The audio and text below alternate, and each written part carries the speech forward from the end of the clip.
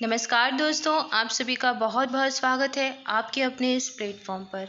दोस्तों, आज है 30 जून 2021 और हम देखेंगे 30 जून का करंट अफेयर। सारे क्वेश्चंस कवर करेंगे, तो पूरा वीडियो ध्यान से देखें, बने रहें वीडियो के अंत तक हमारे साथ। और गाइज, ये जो सेशन है, ये जो वीडियो है करंट अफेयर का, ये आप सभी के लिए इम्पोर्टेंट है।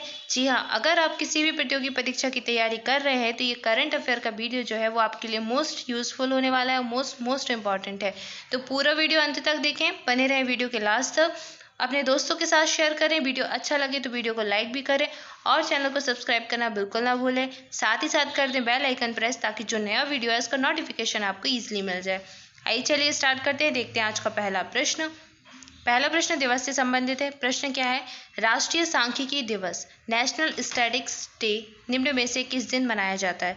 बहुत ही महत्वपूर्ण दिवस से पूछा जाता है एग्जाम में, तो याद कर लीजिए। राष्ट्रीय सांख्यिकी दिवस किस दिन मनाते हैं? बताइए आप लोग कब मनाते हैं? इस प्रश्न का सही जो उत्तर है वो हो जाएगा ऑप्शन ए, 29 जून। 29 जून को मनाया जाता है राष्ट्रीय सांख्यिकी दिवस या फिर नेशनल स्टैटिस्टिक्स डे। इस वर्ष की जो थीम है 2021 को इस थीम के साथ मना रहे हैं। थीम क्या है? And hunger, achieve food security and improve nutrition and promote sustainable agriculture. तो ये 2021 की थीम हो जाएगी। ठीक है, न्यूट्रिशन को इम्प्रूव करना है, फूड सिक्योरिटी को अचीव करना है और भुखमरी को ख़त्म करना है। ठीक है, तो ये सारी चीज़ें जो है इस वर्ष की थीम में इंक्लूडेड है, याद कर लीजिए। इसके अलावा आपसे एक चीज़ और पूछी जाती है, वर्ल्ड स्टैटिक डे। अगर आपसे पूछ ले कि वर्ल्ड स्टैटिक डे कब मनाते हैं, तो ये मनाया जाता है 20 अक्टूबर को। 20 अक्टूबर को ये मनाते हैं वर्ल्ड स्टैटिक डे। और नेशनल स्टैटिक्स डे मनाते हैं 29 जून को। ठीक है, तो कंफ्यूज नहीं होना है, याद रखना है वर्ल्ड का 20 अक्टूबर और राष्ट्र का 29 जून। अच्छा, ये मनाया क्यों जाता है?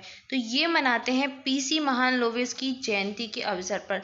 29 जून को पीसी महालनोबिस, जो कि एक सांख्यिकीविद थे, उनका होता है जन्मदिवस। तो उन्हीं की जो बर्थ एनिवर्सरी है उसी को सेलिब्रेट करने के लिए 29 जून को ये दिवस मनाया जाता है। और सबसे पहली बार हमने कब मनाया था? 2007 में। 29 जून 2007 को ये पहली बार सेलिब्रेट किया गया था। तब से अब तक लगातार इस वर्ष को 29 जून के दिन सेलिब्रेट कर रहे हैं। ठीक है, तो पीसी महालनोबिस की बर्थ एनिवर्सरी होती है 29 जून को। ऑप्शन ए इस प्रश्न का सही उत्तर था, याद रखिए। और इस वर्ष की थीम भी याद रखिए। ठीक है, आइए बढ़ते हैं आगे, अगला प्रश्न देखते हैं। अगला प्रश्न है, केंद्र सरकार ने हाल ही में अटॉर्नी जनरल के वेणुगोपाल का कार्यकाल एक बार फिर से इंक्रीज कर दिया है। तो ये कितने साल के लिए इंक्रीज किया है, आपसे प्रश्न में पूछा जा रहा है। आपके ऑप्शन से 1 साल, 2 साल, 3 साल या फिर 4 साल। इस प्रश्न का सही उत्तर हो जाएगा ऑप्शन ए, 1 साल। तो के जो वेणुगोपाल हैं, अटॉर्नी जनरल ऑफ इंडिया, तो इनका कार्यकाल बढ़ा दिया गया है केंद्र सरकार के द्वारा 1 साल के लिए। ठीक है, तो ये 2022 तक के लिए फिर से अभी रहेंगे अटॉर्नी जनरल ऑफ इंडिया। आगे बढ़ेंगे, अगला प्रश्न देखेंगे। नेक्स्ट है, रक्षा अनुसंधान और विकास संगठन यानी कि DRDO ने दोहरी मार करने वाली किस परमाणु मिसाइल का सफल परीक्षण किया है? ऑप्शन से आपके पृथ्वी, अग्नि प्राइम, निर्भय या फिर इनमें से कोई नहीं। बताइए सही उत्तर क्या होगा? इस प्रश्न का सही उत्तर है वो हो जाएगा ऑप्शन बी, अग्नि प्राइम। तो रक्षा अनुसंधान एवं विकास संगठन यानी कि DRDO, तो इसने एक दोहरी मार करने वाली परमाणु मिसाइल का सफल परीक्षण कर लिया है, जिसका नाम है अग्नि प्राइम। आप इमेज में देख सकते हैं अग्नि प्राइम। अच्छा, अगर इसका परीक्षण किया है DRDO ने, तो बात कर लेते हैं DRDO की। DRDO जो है रक्षा अनुसंधान विकास संगठन, इसका फुल फॉर्म हो जाएगा। स्थापना इसकी इंपॉर्टेंट है 1958 में। 1958 में इसका गठन हुआ था। तब से अब तक ये अंतरिक्ष के जो है कार्य भारत सरकार की करती है। तो ऑप्शन बी इस प्रश्न का सही उत्तर है। इसकी डेट याद रखिए, 1958 बहुत पूछी जाती है। और साथ ही साथ इसरो की भी याद कर लीजिए, इसरो का भी पूछा जाता है। तो इसरो क्या है? भारत की अंतरिक्ष एजेंसी है और इसकी स्थापना हुई थी 15 अगस्त 1969 में, 1969 में। तो इसरो भी याद रखना है और DRDO भी याद रखना है, बहुत पूछे जाते हैं। ठीक है, आगे बढ़ेंगे, अगला प्रश्न देखेंगे। नेक्स्ट है, हाल ही में किस भारतीय ने ISSF विश्व कप में 25 मीटर पिस्टल स्पर्धा में स्वर्ण पदक जीत लिया है? तो ये कौन है, आप इमेज में देखकर समझ गए होंगे। तो ऑप्शन सी आपका सही उत्तर हो जाएगा, राही सरनोबत। यह है राही सरनोबत और इन्होंने जीता है 25 मीटर जो पिस्टल स्पर्धा है उसमें स्वर्ण पदक, देख भी सकते हैं आप, ये गोल्ड लिए हुए हैं। और ISSF जो विश्व कप हो रहा है उसमें इन्होंने स्वर्ण पदक जीत लिया है। ऑप्शन सी सही उत्तर है, राही सरनोबत। आगे बढ़ेंगे, अगला प्रश्न देखेंगे। नेक्स्ट है, नेशनल एंटी डोपिंग एजेंसी के पैनल ने निम्न में से किस महिला क्रिकेटर को डोप टेस्ट में फेल होने पर 4 साल का प्रतिबंध लगा दिया है? तो ये किन के ऊपर लगाया है बताइए आप।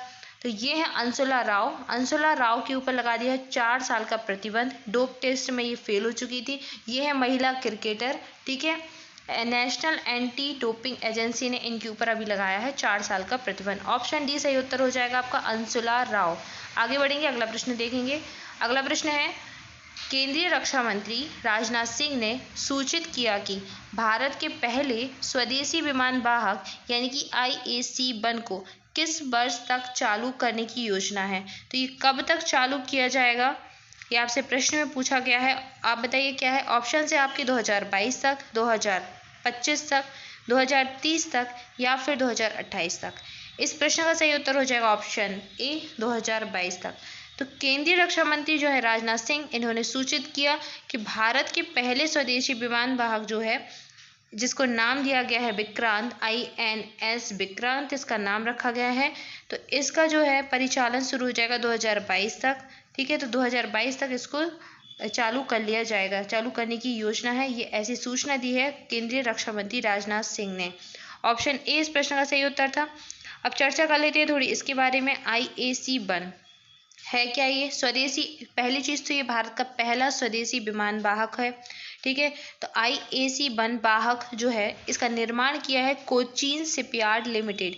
किसने? कोचीन शिपयार्ड लिमिटेड ने इसका निर्माण किया है, जो कि कोच्चि केरल में स्थित है, कोच्चि केरल में स्थित हो जाएगा, ठीक है। अब ये है, इसका जो निर्माण कार्य किया गया है ये पब्लिक प्राइवेट पार्टनरशिप के द्वारा किया गया है, यानी कि सार्वजनिक और निजी भागीदारी के तहत इसको बनाया जा रहा है। और इसमें जितना सामान यूज़ हुआ है, जितनी निर्माण सामग्री यूज़ हुई, जितना इस्तेमाल किया गया है, चाहे वो डिज़ाइन को लेकर हो, चाहे वो स्टील को लेकर हो, चाहे हथियार, सेंसर, जितनी भी चीज़ है उसमें 75% तक जो है वो स्वदेशी है, ठीक है। इसलिए ये भारत का पहला स्वदेशी विमान वाहक है, ठीक है। अब बात करें इसके ऊपर, तो ये क्या है, तो ये नौसेना में शामिल होने से पहले समुद्री परीक्षणों की श्रृंखला से गुजरेगा, ठीक है। तो बहुत सारे इसके परीक्षण किए जाएंगे, फिर इसको शामिल किया जाएगा। इसका नाम रखा गया है INS विक्रांत। अब इसकी चर्चा कर लें तो ये है, ये लगभग 262 मीटर यानी कि लगभग 860 फीट के लगभग ये लंबा हो जाएगा। और 62 मीटर यानी कि 262 मीटर यानी कि 203 फीट, कितना? 203 फीट के लगभग ये चौड़ा हो जाएगा, ठीक है। इसकी जो चौड़ाई है वो हो जाएगी 203 फीट और ऊंचाई यानी कि लंबाई है वो हो जाएगी 860 फीट, ठीक है। और अगर मीटर में पूछे तो 262 और 203, ठीक है। और लगभग 40,000 मीट्रिक टन, 40,000 मीट्रिक टन ये जो है सामान को विस्थापित कर सकता है, ठीक है। तो ये लगभग 39,000 लंबा टन जो है, एक तरीके से देखें तो 40,000 मीट्रिक टन तक सामान को ये विस्थापित कर सकता है। तो इतनी जानकारी आपको इस प्रश्न से संबंधित याद रखनी है। मीट्रिक टन में पूछे तो 40,000 और अगर टन में पूछे तो 39,000 के लगभग, इतना ही है, 40-39। तो इतनी जानकारी आपको याद रखनी है इस प्रश्न से संबंधित। ऑप्शन ए आपका सही उत्तर था। INS विक्रांत को जो है 2022 तक चालू करने की योजना है भारत सरकार की, ऐसी सूचना दी है केंद्रीय रक्षा मंत्री राजनाथ सिंह के द्वारा, ठीक है। आइए बढ़ेंगे आगे, अगला प्रश्न देखेंगे। अगला प्रश्न है, निम्न में से किस देश ने विशाल बेहेतन जल विद्युत संयंत्र की 2 इकाइयों को ऑपरेशनलाइज किया है, जो दुनिया भर में निर्माणाधीन सबसे बड़ी जल विद्युत परियोजना है? तो सिंपली आपसे प्रश्न पूछा गया है कि जो बेहतन जल विद्युत संयंत्र है ये कहाँ पर है, किस देश का है, ठीक है। तो आपसे प्रश्न में ये पूछा गया है, तो बताइए आपके ऑप्शंस क्या हैं। आपके ऑप्शंस है नेपाल, रूस, भारत या चीन। इस प्रश्न का सही उत्तर हो जाएगा ऑप्शन डी, चीन।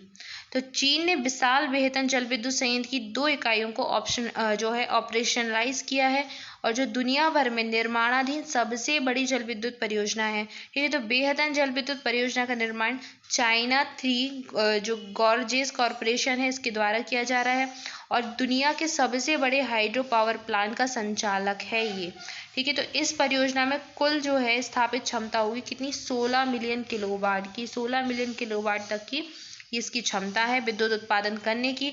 और इस दुनिया की सबसे बड़ी जल विद्युत परियोजना बन जाएगी अगर इसका उत्पादन कार्य शुरू हो गया तो, ठीक है। अब नॉर्मल सी बात है कि अगर बेहतन जल विद्युत संयंत्र है तो ये किस बांध के ऊपर बनी होगी, तो ये बेहतन जो बांध है उसी के ऊपर बनी है, ठीक है। तो बेहतन बांध जो परियोजना है ये 2017 में चालू की गई थी। 2017 में बेहतन बांध परियोजना को चालू किया गया था। अच्छा, ये जो बेहतन बांध है तो ये बहुत सारी कठिन तकनीकी समस्याओं से जो है लैस है, जैसे कि भूविज्ञान, घाटी में गर्म और शुष्क हवा, तो इन सारी चीज़ों का इस पर ज़्यादा प्रभाव नहीं पड़ता है। बड़े उत्खनन जो कार्य हैं तो उनसे दूर करके इन सबको बनाया गया है, ठीक है। और ये जो बांध है इसने बहुत सारे वर्ल्ड रिकॉर्ड तक तोड़े हैं, जैसे कि इसने सबसे बड़ी भूमिगत गुफाएं हैं, 300 मीटर ऊंचे बांध का सबसे बड़ा भूकंपरोधी पैरामीटर लगा है, और सबसे बड़ा इस जो है स्लिप वे गुफाएं भी इसी में शामिल है। तो ये बहुत अच्छी एक परियोजना है, चीन के द्वारा ही इसको शुरू किया गया है। बेहतन जल विद्युत संयंत्र अगर पूछे तो कहाँ पे चले जाना, चीन में चले जाना। बेहतन बांध है चीन में 2017 में, इसको क्या है बहुत सारी चीज़ों के तहत बनाया गया था। ऑप्शन डी इस प्रश्न का सही उत्तर है। आगे बढ़ेंगे, अगला प्रश्न देखेंगे। आई होप आपको सारे पॉइंट क्लियर हो चुके होंगे। अगला प्रश्न है आपके लिए, माइक्रोसॉफ्ट ने अपना नेक्स्ट जनरेशन ऑपरेटिंग सिस्टम को लॉन्च कर दिया है, उसका नाम क्या है।